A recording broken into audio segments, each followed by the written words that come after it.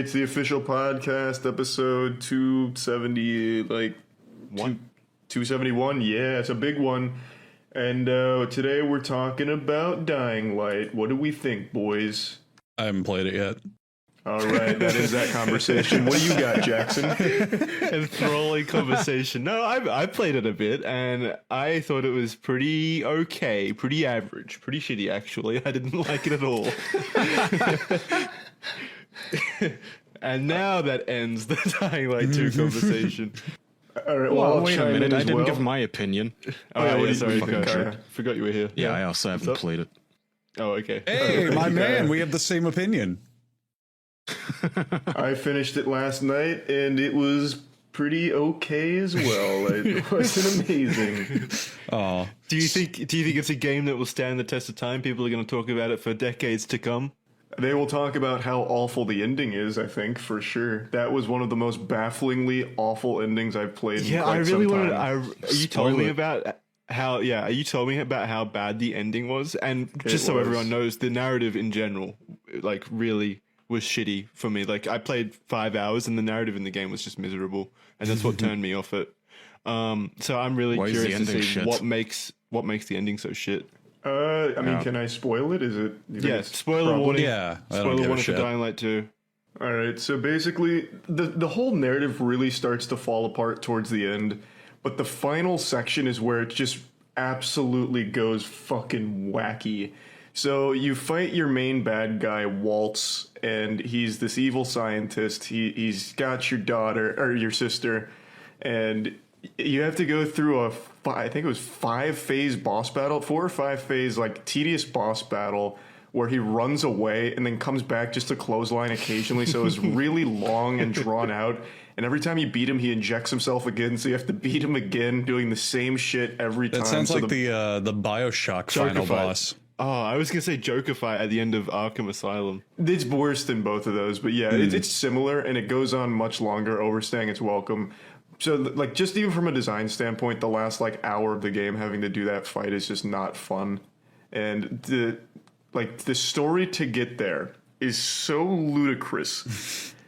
I'd have to explain, like, the whole story up to it, but I can just give you the cliff notes at the end. So basically, it's a game where your choices ultimately don't matter. So you have choices throughout the game, you make them, and they have no role in, like, the actual conclusion from what I've seen. Mm-hmm.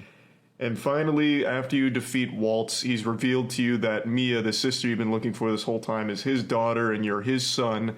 And he doesn't let you forget. He doesn't let you forget it. Like, throughout the whole boss battle, he just keeps saying, "Mia's my daughter," over and over and over but again. You're his son. Why doesn't he? Does he call you son? Does he have like a father-son moment towards the end? Yeah, he has quite a few of those. But every time you like hit him, he's like, Mia is my daughter." Does he also scream, "I am the main villain. I am the antagonist"?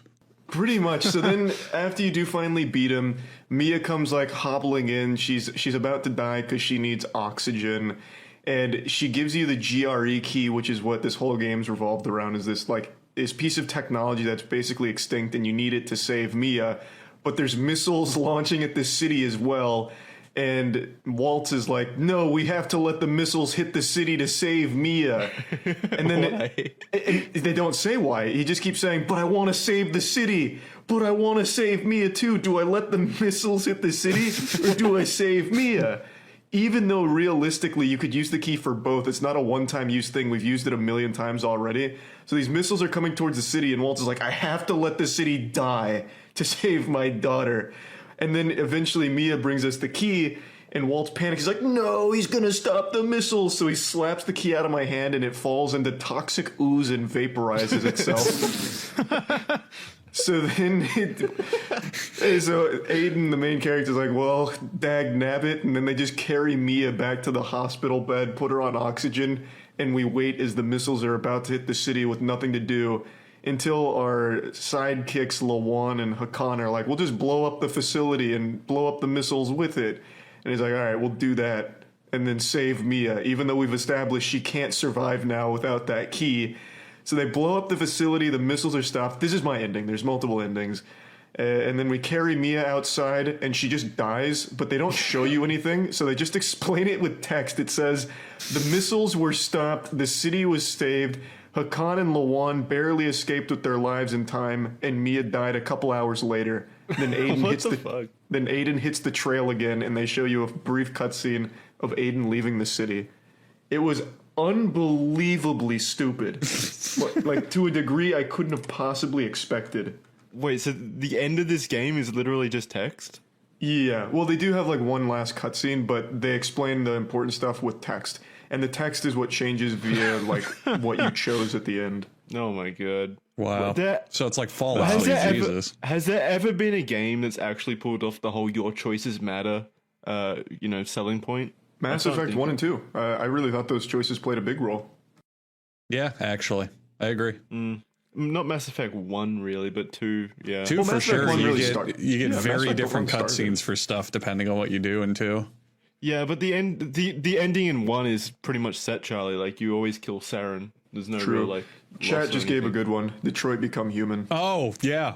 That actually... That's decent. For all his Chat flaws, also gave a really bad one. Life is Strange blows and your choices don't matter whatsoever in that fucking game. But they give them credit. They said Detroit Become Human. That game, I can't think of a better example of a choose your own adventure type game. Well, it actually did pull it off. Like it actually, like your choices actually did matter in that game. It doesn't matter about the quality of the choices or the writing or anything. It actually did influence like the game's ending and stuff. Hey man, which is I what love I'm talking about. I love the writing There were in that so game. many branching paths in that game. I couldn't fucking believe it. And I can see why the games like that classic- don't work out, because it would be an absolute logistical nightmare to pull off. I think actually giving players freedom of choice and then actually having it lead to an impactful story. But they fucking did it, crazy. man. They had 2 major branching plots and then tons of side plots within them that all change. Yeah, it was really pretty impressive. I'll add to that the like old school D&D games like Baldur's Gate type stuff and like you're Pillars going of way back, Eternity yeah. where you can like slaughter the whole village, and then when you go to a new village they're like, aren't you that genocidal mage, like leave us alone? And I love that sort of stuff. Fucking text-to-speech, not text-to-speech, fucking text-based adventure games used to really be branching as well. The fucking Lord of the Rings text game, you could just kill Frodo in the beginning and continue on like nothing happened. It's like, how do you play this game now? He's just dead. They used to do that Was shit. Frodo even really that important to the journey? You know? Think about it. You know, he might have been, what with being the main protagonist of the story and all, but I don't know. Yeah, but you could have given the ring to anyone else and it would have been fine. Wasn't the entire what's he point he ever gave do? it to the hobbits because they could be trusted with it and they would be unsuspected by Sauron to have it? I think that, Is that what it was? Yeah. No, I'm going way back. I think he gave it to the hobbits because they were the most like immune to it naturally. Like they weren't super like selfish and driven by like desire or anything. Yeah, So they Jackson. had, Well, like, just the because most they natural had like Jack- small fingers. Jackson, just because your fucking fantasy world is Game of Thrones, which was super poopy, we'll stick with Lord of the Rings, Whoa, whoa, a good whoa. Game of fantasy world, okay? The source material for Game of Thrones is fantastic. Yeah, but Lord wait of a the minute, Rings was never wasn't- bad.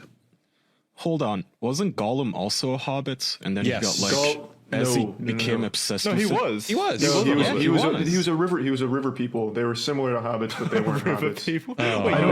What was his original name? Schmeagol. It was Schmeagol, Schmeagol. Yeah, He wasn't a hobbit. It wasn't river people, but it was something else. What the fuck is river people? River people was sounds like a something like slur that. in the Lord of the Rings universe, like what you'd call like the hobbits. Oh, those goddamn river people. Ugh, I don't like them in my shire. I'm No, almost everyone's saying he was a hobbit, and I No, believe He was a It hobbit. was something Yeah. else. He was I thought it was absolutely a something hobbit. else. According, They had a whole according flashback to thing with him. He was a hobbit. the Lord of the Yeah, I remember Rings them in a boat and everything. fandom wiki, he was one of the 3 early hobbit types. Yeah, hobbit. Exactly. It wasn't like an exact hobbit. It was like some kind fuck is a of hobbit? like a that's the Neanderthal hobbit of types. hobbits. Yeah, but No, okay, he's his still race a is hobbit. Yeah. Charlie. His race is race still is hobbit. listed under hobbits, though. He's Yeah, a so hobbit. Charlie, Stool I just branch. looked it up. River folk are a sect of hobbits. Okay. Yeah, if that's what you're thinking of. I was so if you're thinking. Gandalf- Isn't that like, okay, I'm gonna go to the people who's like one example of ever having touched the ring turned into a psychotic, schizophrenic little weasel who's obsessed with the ring. I should trust Yeah, them wait, with what? it. Yeah, why would he actually give it to the hobbits when the only one that went insane? Well, not the only one, but the most recent one that went insane from it was Smeagol, who was a river folk hobbit. Well, didn't he give it to Bilbo originally? And Bilbo was like, "Yeah, No, I'm Bilbo good." took it off Smeagol, didn't he? Like Smeagol lost it. And yeah, then, Bilbo got it from Yeah, Bilbo Smeagol. He used stole it throughout the entirety of The Hobbit, and he was like, "Yeah, I'm good." And then at the No, he in wasn't. Lord, At the well, end, no, he in was Lord like, of the "No." Rings, he went bad shit and was like, "Take it from me because it sucks," right? yeah, and then he fucking yeah. hunted Frodo down and tried to take it again. That was still one of the first jump scares I ever experienced. Yeah, when he Oh, does yeah. the face. Yeah, when Frodo has the ring and then Bilbo out of nowhere just goes, "Ah!" I think that face photoshopped onto porn is one of my favorite things I see on the internet. It makes me laugh Yeah, that's a every time. classic.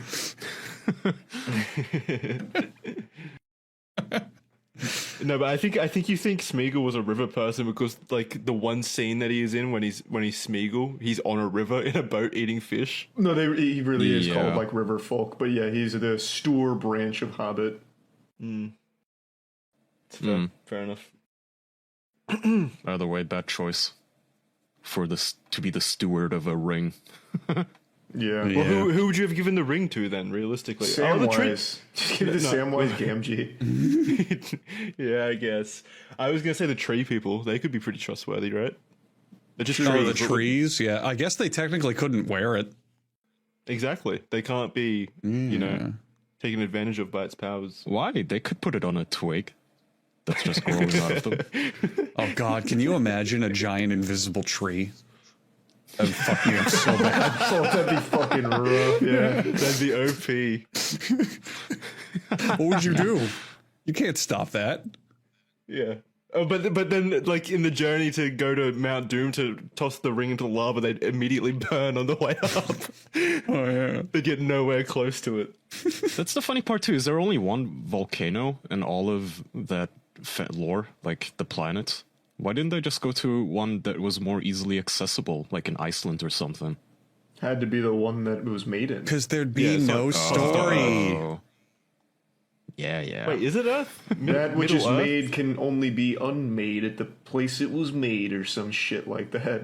Yeah, that's where it was forged. Fair enough. Yeah. But so it's called Middle Earth. Is it on Earth? I don't know. Let's use context clues, Jackson. Yeah, well, I would imagine it is. I don't think it's on Saturn. How does that work? How does that work? What do you mean? No, Jackson means is it like Earth continents? Like, is there an Africa in Lord of the Rings? Yeah. And like a Is there Germany? Iceland? Why Iceland? Well, because Kaya said I don't Iceland know. before. I just threw that out there. I don't know. Jackson, Do they have polar caps? You might not have heard of this before. It's an incredible literary device and technique. It's even used in movies. It's called fiction. You can make stuff believe up. that. Well, then why would it still be Earth then? I don't know. How about when you watch like the Justice League? Why did they fight on Earth? That's weird, isn't it? There's no real Batman. I mean, They should fight in space. That's so Yeah. much cooler. they should fight on Zemicron 6.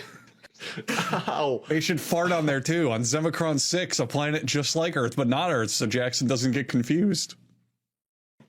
I'm not confused. I just think it's dumb. If you're gonna set it on Earth, at least put it in America or New York or something. Frodo has to travel around continental US. Yeah, Frodo Is wakes Bilbo up gonna and be like a Uber driver in New York? yeah, Frodo wakes Someone up in his forgets the ring small, in the back seat. cramped New York apartment, and he's constantly complaining that working at Starbucks doesn't pay his rent. And then one customer tips him with a ring. He's like, "Sir, you forgot this." And it was Frodo's Sauron in a big trench coat and a hat. Frodo's a first family immigrant from Hobbiton. This sounds terrible. Hobbiton. Hobbiton. It just sounds more like a transformer. Sounds cool though. Yeah. Oh my lord. I'm just saying the Battle of the Five Armies would have been much cooler if it was in Wyoming, US. They Why all met up in the middle Wyoming? of, I don't know, in the middle of America. Wyoming would be a pretty cool location for a 5-army war. It's pretty empty. And then the US Army shows up as well. It's the Battle of the Six Armies. Yeah, let's just do that in real life. We'll have the Chinese army, the American army, the Russian army. That's not as What fun. was that dude who was riding the dragon? He was like, "No one man can kill me," and then he just gets drone struck. Yeah, I remember President Bush was reading that book to those kids, and one of his fucking secretaries leaned over and said, "Mr. President, we've gotten the Nurgles. They've escaped from the darkness. They have the One Ring." He couldn't believe it. The orcs are messing at our borders. We need to send our finest riders. They're constructing an army of Humvees. trolls and orcs. They've armored them up, sir. They're fighting for Sauron. Light the fires so Canada can see. Get the drones. Oh boy. Oh god, that's so fucking dumb. Yeah. That sounds like the plot to Dying Light 3. Yeah, so sounds much more cohesive. So is the first Where did game this come better from? then? Like, is the second game even worth getting? I really like the gameplay in the second game, but Okay. I would say overall the first one's probably better. Yeah. Yeah, because Why is the first one better if the first one also had a shit story but worse gameplay? I It was a question. remember. I'm asking why is it better? Oh. Why is the first one's better? Well, because the story wasn't nearly as bad as in Dying Light 1. It was shitty, but this was insulting. And the good thing about Dying Light 1 is it didn't put it front and center. Every single thing you do in Dying Light 2 brings up like exposition. So you're constantly throughout every mission having to be inundated with bad writing. They put so much emphasis on this terrible story, and it's so long. Like some of these cutscenes, and calling them cutscenes is a service. Yeah, it's bit just of a like disservice. close-ups of faces. Yeah, it's just close up of faces talking at you, and it's so long. There's so many of them, and if the story was good, it'd be great. But it's just so bad, so it just really highlights its flaws. The old Ubisoft trick. Yeah, Don't do a good cutscene. Just have people like- talking to the camera.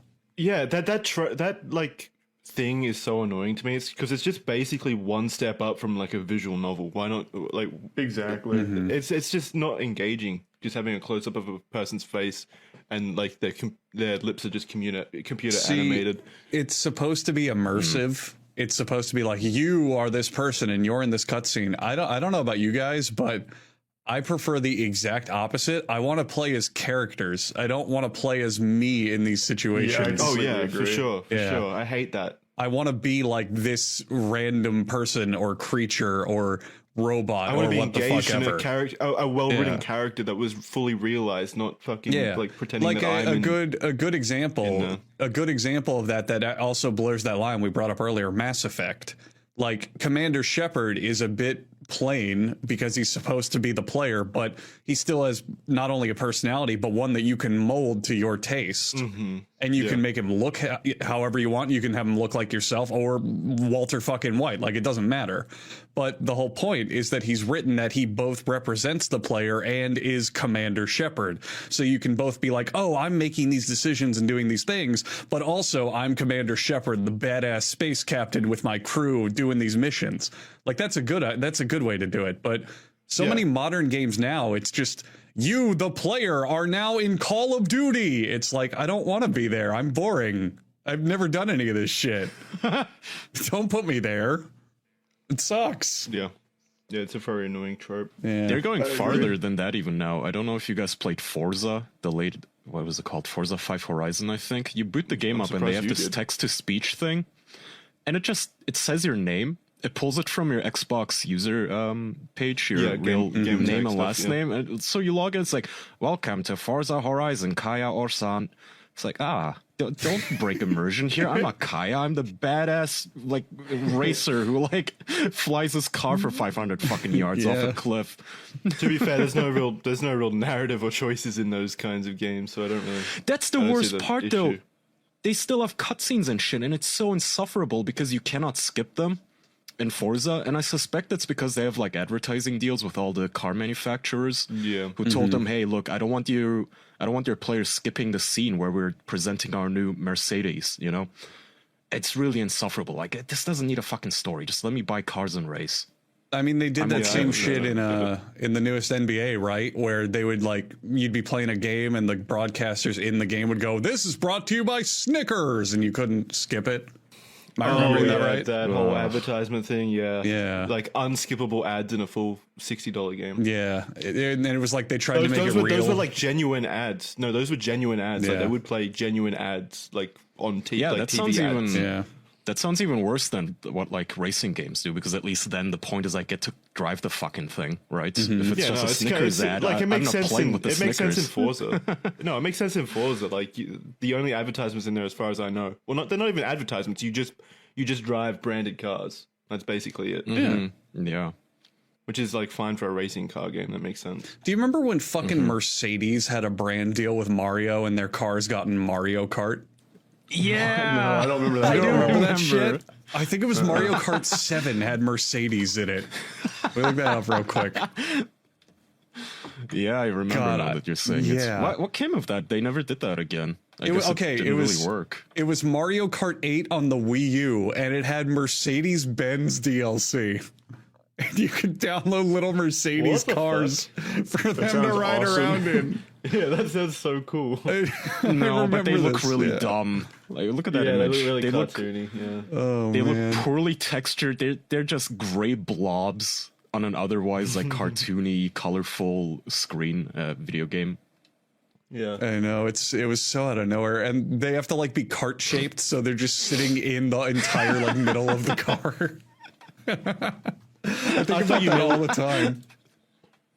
I thought you meant like how Teslas have like playable games within the Tesla, like you can boot it up on the Tesla screen or whatever. I thought that's what you meant, like you can play Mario Kart in Mercedes somehow. Well, some guy modded his I think it was a Mustang to play Doom. Have you guys seen that video? No, That's another but I video. don't Anything. imagine that'd be- That's another video I think about all the time. So that was back when the fad was like you put Doom on everything. Like they put them on like calculators and like anything they could. So one guy took his fucking car